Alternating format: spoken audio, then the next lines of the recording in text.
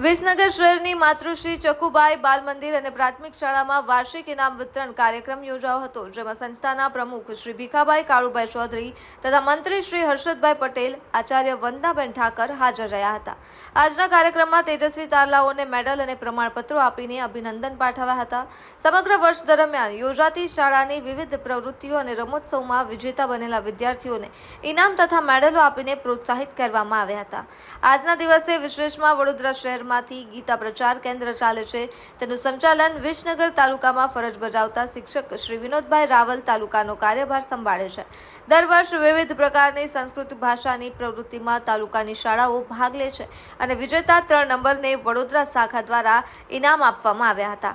આજના કાર્યક્રમમાં ઉપસ્થિત રહેલા મહેમાનો, વાલી, સભ્યોનો આચાર્ય શ્રી વંદનાબેન ઠાકોરે આભાર માન્યો હતો. રિપોર્ટર પ્રકાશ સોની, વિસનગર.